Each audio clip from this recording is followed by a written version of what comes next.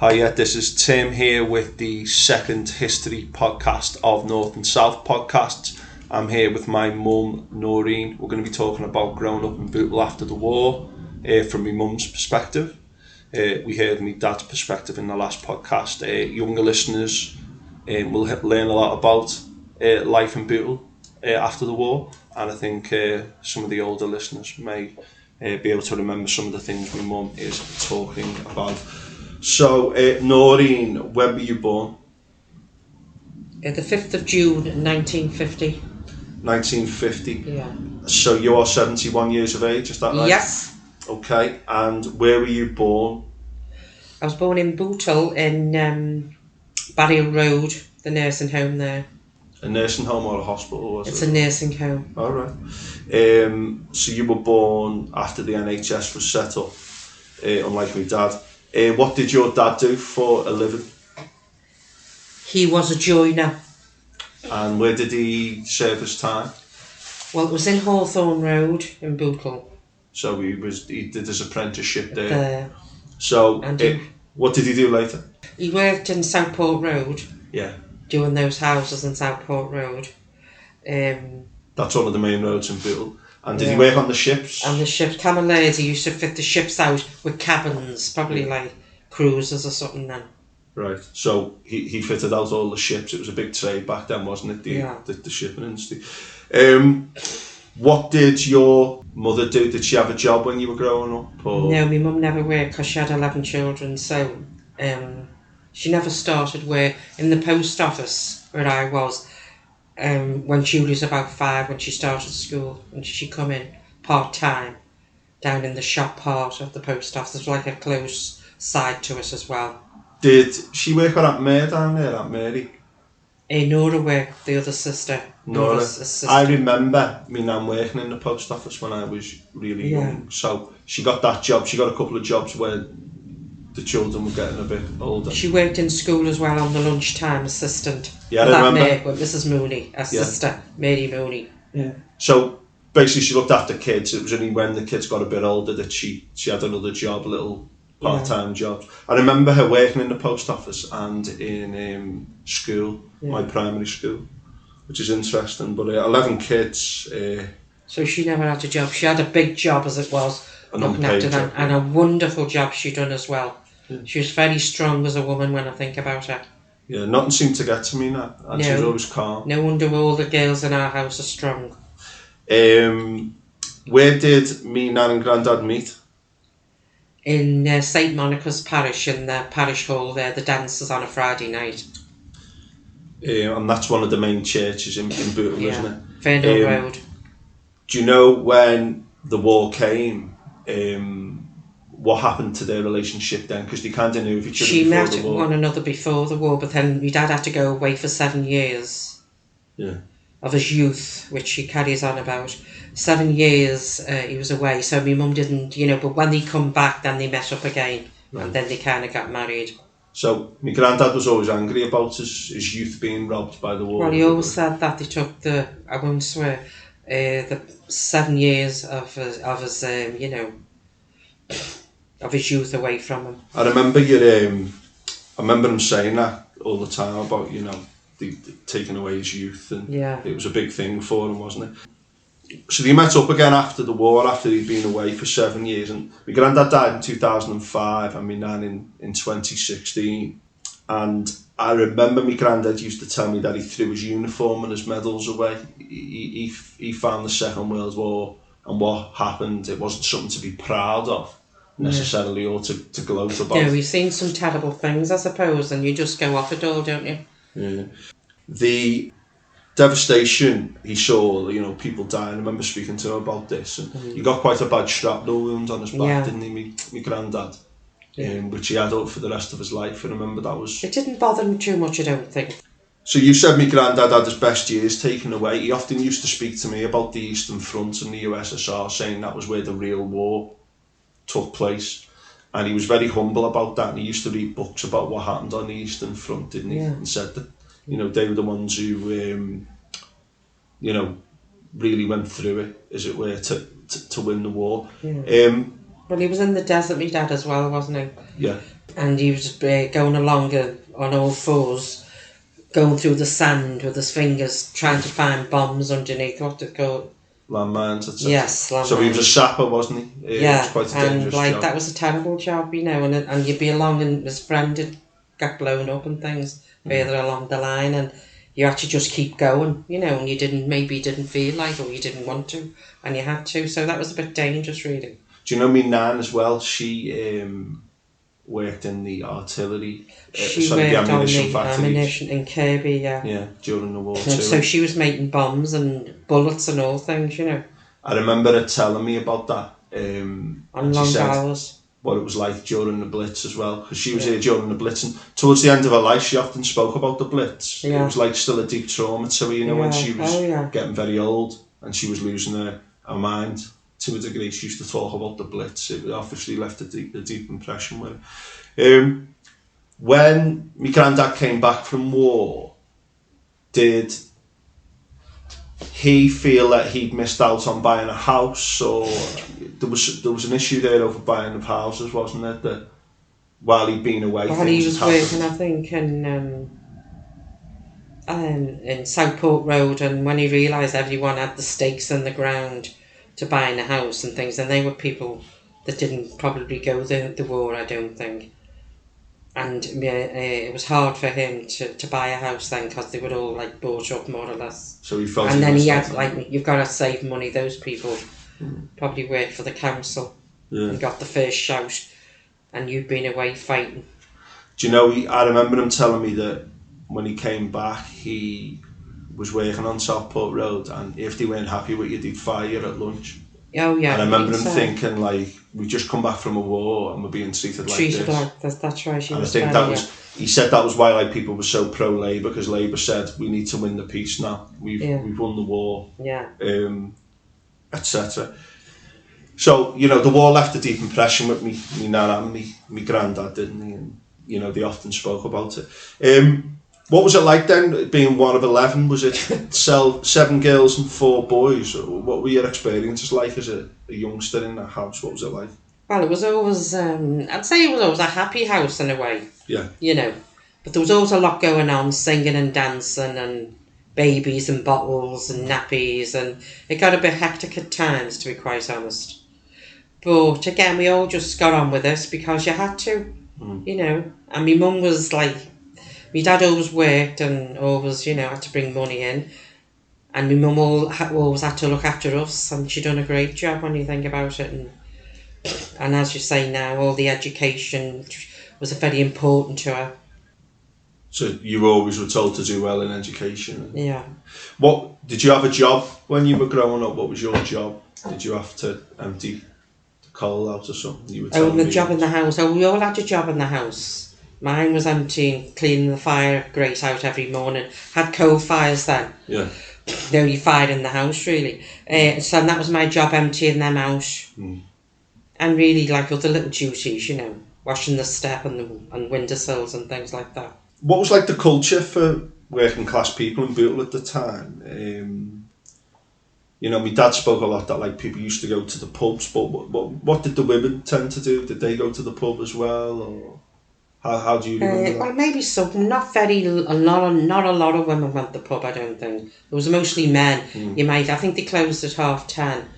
Last orders, and they might nip out at 9:30 or for the last hour. The men, maybe some women, but I mean that was like the big thing, or like over to Bibby's, along Bibby's Lane there. That was the BA. Did that? The BA, that's right, that club. So my mum and dad used to go there dancing. They were two like lovely dancers, my mum and dad, ballroom dancing. And I wish I'd have took more notice and picked it up from them, and I didn't. Was social clubs a big thing back then? Not just pubs, but like these like social clubs? Well, it was a lot going on with all clubs on every corner, really, as well as the pubs on every corner. So did people not go into Liverpool? Like young people today all go into Liverpool, the clubs and pubs there? Oh no, it was nothing like that. No, it was only just local stuff. Local things, Yeah. Do you remember your grandmother? My mum's mum? Yeah. Nanny, yes. Nanny McNicholas, yeah. And when did she die the year I was born? 1976 she died, September. So just before I was Because born. she died just as I was pregnant with you. Because I wasn't quite sure what was wrong with me at that time when she died. And I realised I was pregnant then with you. So you were born in 77 and she died in September 76 and you were born the following May. How do you remember me now? Sorry, my great-grandmother, your nan. Oh, well, she was a good old stick, like, very inoffensive, just plods on, you know. I just always remember sitting at the table ironing. She was always ironing. And, you know, and she liked to have a bet. She liked to have a bet, did she, yeah? Yeah, she used to pick the horses. Used to go round the betting shop, round by the Aintree pub in Aintree Road to the betting shop. Oh, I don't mind the betting shop. I think it might have been up an entry, putting a bet on. Was that like a legal thing, or? Well, no, I don't think you were supposed to do it, like. Did your family have money when you were young? I know my granddad always worked, but... Yeah, well, when I think about it, we were never cold. We were never hungry, considering all of us, you know. And of course, my dad used to always do like a little thing on the side. He'd make television tables. The televisions were coming out. He made television tables out of wood, you know, and like pelmets, curtain pelmets, over the top of curtains in the window. And probably other little bits and pieces. I can't think what. A hanging basket things as well, maybe. But he could make anything really, but he always got a little bit extra money selling them. I think it was 2 and 6 for a table and 1 and 6 for a pelmet. So he was a skilled worker and he could... And then he always got a few little extra money that we could probably just keep us going. Because I remember when I was young, he'd make me a cricket bat and he used to make little cases. And... Yeah, the cases, yeah. That was later on, those office cases, you know, for your business, which we have still got them now upstairs. I've still got some they're as well. Still, I mean, and they got no nails. It was what you call put it together. I know, but dovetail, yeah. Do you know, going back to like what me nan, you know, life for me nan, I mean, what was it like if a woman had a baby out of wedlock? Did people not live together until they were married? And what was the issue, the thing with children? It wasn't a thing to do then, you know. It was very, you know. And I think if a girl got herself into trouble, she went away. They said, oh, she's going to work away. She just disappeared and moved somewhere else. Yeah, and she might have come back in later years, but it doesn't matter then, does it? Or she may have gone whatever she had to do. What about growing up? Because my nan and granddad had a house on Harris Drive, didn't be in Bootle. They lived in Macefield Place first, because everyone come up, younger families were all more or less the same age, with young families coming up to that area. We lived in Macefield Place, and then we moved a 3-bedroom house. Then we moved to a 4-bedroom house in Harris Drive. Yeah, and because you had a big family. And before Macefield Place, did you live on Leicester Road? Or well, I was a baby, I think, maybe when I was 2 or something. Right. Yeah. But Macefield Place is only a stone's throw from where you ended up on. Yeah. On Harris Drive, isn't it? Did you own the house, or was it rented? No, it was rented. It was all rented then. Everyone up over that bridge was all rented accommodation. But they were good houses and still are, which we still have 95 now. Yeah, so they were all That's rented. the house number, isn't it? Yeah. When did me nan and granddad buy that house? Well, then they bought it later on. Probably in 1980, I think. That late, yeah? Yeah, it was late. Although it might have been a bit earlier than that too. So, I think you remember saying that, or I remember you saying that because your house is so busy and those bottles and nappies everywhere, that you weren't sure whether you wanted to have children yourself initially. And, you know, obviously, you know, that kind of changed, but... Yeah. Well, I just felt it was just... You couldn't have 5 minutes yourself, it was always hectic.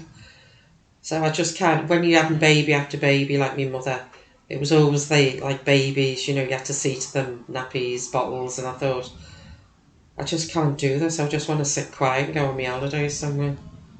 You know, that's quite a high-pressured household, though, with that many. And responsibility, yeah.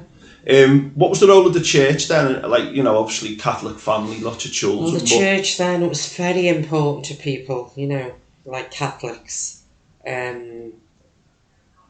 you know, you always went to church. You had to go to church on a Sunday, and your mum and dad, you know, my dad used to go to church then early on. Really? Yeah. And then, like, my mum would go, or then you could go to church as kids, because although it wasn't that far down, it wasn't like a case where you couldn't be, you had to go with an adult, you know, you could go to church yourself then and be out. So you went over the road to St Robert St Bellarmines? Robert Bellarmines. And still there today now. Yeah, so in a way, the church was very powerful. They had a lot of power over people, really. And of course, they like big families. You know, they like the Muppets to have big families. Did you feel that the church was an important community thing? Did it bring people together? Well, in a way, yes, because there's a lot went on in church, like the youth club, Children of Mary, you know. Those kind of things. Sorry. So there was like support for people through the church as there was all different things going on. There's lots of things then, you know.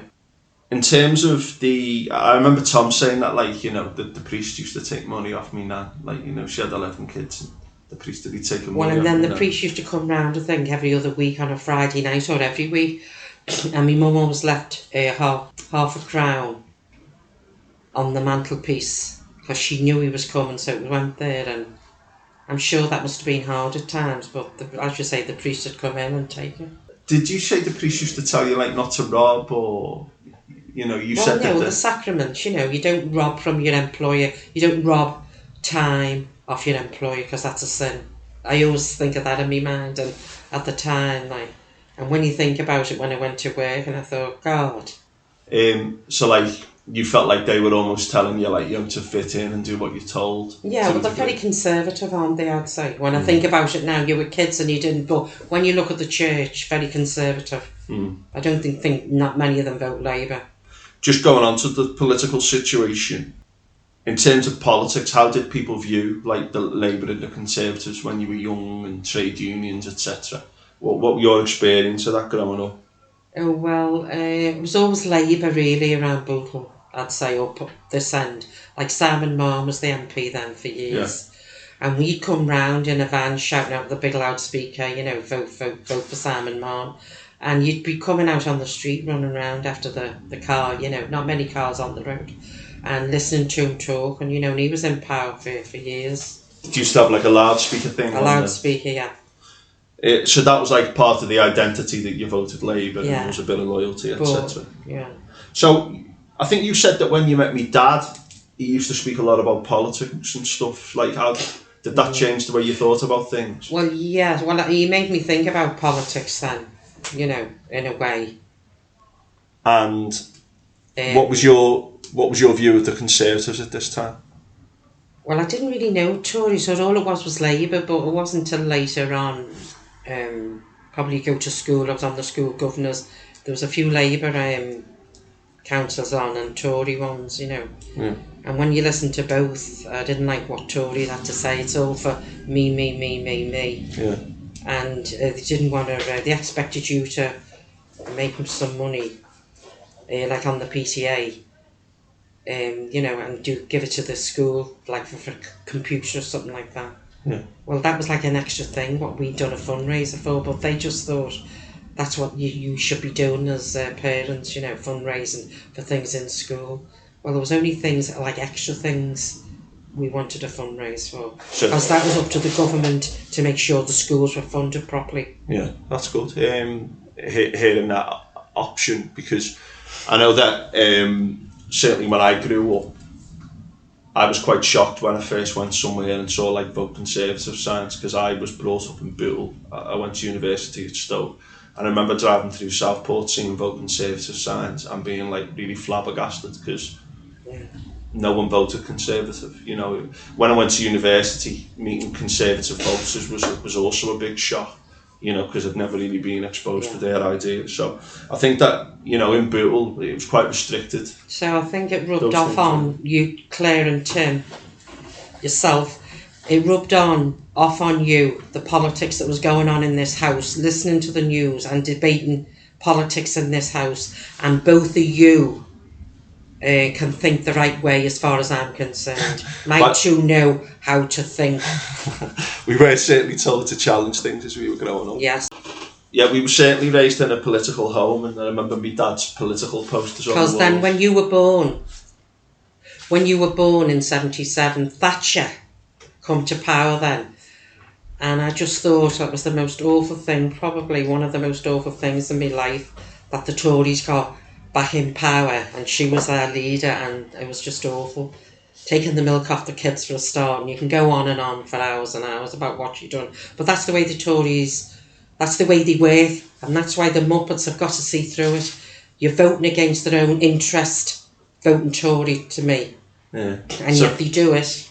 So, for you, like working class, it was clear, like you voted Labour, and I mean nowadays, Well, working class people are as likely to vote Conservative. Well, you'll think there's someone now, I don't know what it is with them, but to me, emptiness. Yeah. Voting against your own interest. Do you know, in terms of... I understand someone loaded voting Tory. I Yeah. understand that, and then Marg and the rest of them. I understand them voting Tory. The MP, Marg. Yeah. Oh, Jacob Rees-Mogg, yeah. Yeah. I can't say his full name, it makes me sick. So the likes of them, I understand them. They're defending themselves because they want to make more and more money. Greed at the top. They don't want to give anybody anything else. Those people. But I don't understand people, working class people in Bootle or around, that think the right way is to vote Tory. Yeah. Or Brexit. Well, that's certainly how I was raised. With So that I just kind of wanted my two can see through all the spin. Yeah. That's the main thing. One of my highlights of my life. My two know which way to think. In terms of the economics, you said that my granddad was a joiner and you had a little bit more than some of the other families. Did you feel that you had, like a happy upbringing? You've said that it was a happy house, but generally speaking, did you feel fortunate growing up? Or? Oh, very fortunate. We were never hungry. Like my mum used to say, she was hungry going to bed as a kid. And the sisters. But we always had something to eat, although there was always a pan of scouse on. That was the thing. Everything vegetable all went in a pan of scouse every single day. We had something to eat. And although there was only a fire, we were always warm. We were never, So in a way, I'd say that was two basic things that are very important growing up. Do you know, you were saying that my nan went to bed hungry. I've never heard, she never told me that when she spoke to me, but she grew up during the Depression. So obviously after the war, maybe with my granddad's job as well, despite having so many children, you did have more than me nan had as well. And, you'd like to think that people have got more than the kids, although do you reckon that could change in the future? Did you ever get like vouchers or family support or anything like that? We got family allowance. Everyone got family allowance then. So everyone got it regardless of your situation? Yes, or... at them days, early on in them days, everyone got family allowance and used to get baby vouchers. Everyone who had a baby would get them vouchers for baby food. And cod liver oil and the orange juice. If anyone's listened to that, they know what that is. That's my age. Cod liver oil and the orange juice you get from the chemist. What was it like at Christmas? Did you get much at Christmas? Or? Oh, well, it was a bit hard going at Christmas, I suppose. No, but we always got like a big present, a biggish one. I'd say you got a doll. Yeah. And you got like a tangerine and an apple in your sock. So you got fruit at Christmas because you didn't get much fruit at other times of the year? Well, no, it was one of those things. You always got a bit of fruit at Christmas. So that was like a tradition. So you always had a doll. I always you had a doll or something like that. Did you say that you lived near the field? How important was it having a field nearby? Oh, that was good because right onto the back was a big field. 3 lots of fields going back. And we used to play there all day, run round, making bommies and, dens and all this, that and the other. It was always like something to do, play around, Yeah. Did you say that you used to sell the jam jars or the wood or...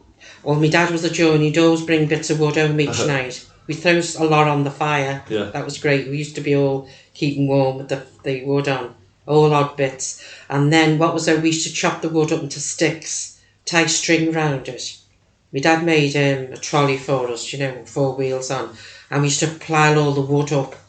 We should have started a business really. Pile the wood on and collect jam, and a box at the end. We got the jam jars and put them in, because they used to fall off and break. So we had a box to put them in. We used to knock and say, do you want to buy any wood for 6pence or threepence? And imagine what threepence is today. And if you got any jam jars, so they might have bought 2 little butts of wood, because everyone had a coal fire. Yeah. So those sticks, kindling sticks, they'd start the fire off then. And then, so that was a good little, that used to keep us busy as well. Was that like your pocket money or? Oh, my mum would never take that off us. That was like, we might buy a few little sweets and just sit in the yard and eat all the sweets, Not all of them, there wasn't that much, but we'd have a little bit, but that was our little thing of keeping us busy and also selling things and going around it. To Ennerdale shops there's a street there with some shops. And then you might say it's 6pence, they say, I'll give you threepence for it. And like them people, when I think about it, saying, give us threepence, and you say, oh, okay, we were just kids and just took threepence. But just sometimes they come after us and said, yeah, there's the other threepence. I think there was 2 threepences in a 6pence. What was winter like? Because, it's cold now, isn't it? I don't know if people can hear the wind howling. But what was winter like before central heating, and what's your memories of winter growing up? Well, the house was always cold in a way. When I say we were always warm, because when you went to bed you were warm because you had all big blankets on. But it was kind of quite cold really. Yeah. There'd be ice on the windows, and you'd be scared to put your foot on the floor because you'd be thinking, oh no, the cold would go through you. But what was bath time like in your house? Because if you had well, we always got washed in the sink. We'd all have to sit on the chair, maybe 7 years there, and you'd be getting washed one by one. Your turn next, up on the sink. And my dad would wash you really. And then the next thing, when you finished, you throw the flannel at your stomach like that and say, right, you're finished. You knew then it was finished. You'd jump down and the next one would jump up. So that's how it was at first. Although we did have a bath. But we... that was quicker, didn't it? Yeah, it was quicker and we just all got done. What was school like? You went over to St Robert Bellarmine to 5, didn't you? Yeah. How many were in your class? Oh, they were always big classes. You were lucky if you got in at 5. Now they go to school at 4, but you were lucky. I remember someone in our year had twins and only one of them could go in. There was no room for the other twin till they found, later on, months after. No, they were always big classes, 40, 45 in a class, and What were the teachers like?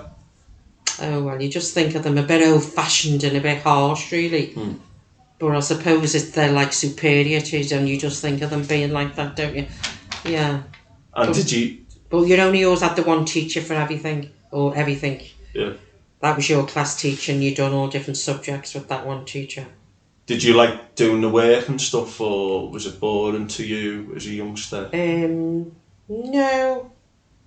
No, didn't, you just had to get on with it, didn't you? And then you'd be getting called out, the class you're next, and the teacher taught you for 5 or 10 minutes, there you're getting on. Yeah, you go and sit down the next thing. So that was up and down, but then when you're on the front, it was your turn, you'd run back and go to the back and hope she didn't notice or him.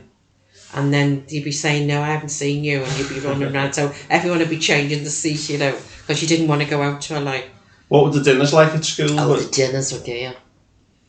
The dinners was on site at the top by the railway bridge in Harris Drive, and the dinners were cooked on the premises then. Really? Miss Daly was the head cook, Miss Hopwood and Miss Lee, 3 of them. They're the names, and a lot of people remember them names. And the dinners were lovely. They were always very hot, always enough, and sometimes you'd get seconds, there was some over, you'd go and get a little bit for seconds, so it was great, the dinner time. I remember when there was seconds, it was like you were dead excited if you got seconds. Yeah. I remember the dinner centre being up by the railway. We should have photographs, you see, Tim, that's terrible. Really. And then all those buildings were level. The Horsear block, the Horsear, it was called, the Horsear block. But then when Sybil was in charge later on, the meals got delivered. But they were nice meals. Oh, yeah. They were still all right. It's just that you just remember them things of everything piping hot. You could smell the dinner in school. Class thinking, I wonder how long it will be now before we can go up, just for your dinner. Where did you go to secondary school? St Monica's the old Fever Hospital, Infernal Road. So it used to be a place where people would go with tuberculosis? Yes, or... Fever Hospital, yeah. Wow. So it was like a public building that was then used as a school? Yeah. You left school at 15. Yeah. Again, I know my dad said that's what, if you were from Bootle, you tended to just leave at 15 and try and get a job. Was that kind of expected of you, or...? Oh yeah, I think at 15 you just didn't think of university. I don't think we knew anything about university then. You know, so we just got a job then. Well, you can get a job anywhere then, you know. And where did you work first? Where did I work first? I worked in Tesco's. And did you like it there? Oh, Tesco's was good. I was there for ages there in there. And did you get a bit of a lucky break? I think you recall you said someone spotted you. Oh yeah, the post office postmaster, Mr. McGough. Yeah.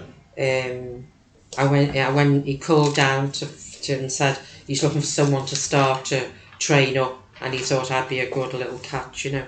So that's how I just moved out then. I just moved up to the post office. Now, I've worked with you in the post office at times, and I remember like seeing how good you were with the public, and you were dead positive. You never let like people get to you or bother you, even if they were being a bit off. And is that something you think Mr. McGough saw in you, or...? Oh, I think so, yeah. You had to just listen to people, and you didn't tell any business. That was important. You couldn't tell anybody's business there. But that's probably what he's just giving you the break, I think. No, but... Because he knew me mum with all the kids and all that business, you know. But I've seen you work. I know you come across really well. And I think Claire said as well when I worked with you, she said, how good's my mum at a job, you know, just the way you are and the way you speak to people. You know, a lot of confidence and stuff. Oh yeah, no, you can't be, you have to, you know, it's common sense, Tim, isn't it? And then of course people do shout and get on your nerves, but you just have to just try and get through it and try and sort it out. Like every day in life you have to try and do things like that without shouting. In terms of the school thing, you've told me a bit about the bridge, like north of the bridge, up that way and south of the bridge. What does that mean in your mind, like different sides of the bridge? Because we've got a railway embankment with the bridge here, and it kind of splits this community in two, as it were. What did that mean to you? All over up on over the bridge were all new houses, and all young families come at the same time, but they were all rented accommodation. Yeah. Right? And I mean, that's fine. It was nice, everyone, all the kids and everything going on. But on this side of the bridge, it wasn't until later on, probably when I went to the post office in a way, I realised that this side of the bridge here, can I say the name, Gardner Avenue, the likes, those people were buying the homes down this side, rented up there. Most people buying houses this side, and always found one or two children. They never had like up over the bridge where they might have had 7 or 8. Yeah.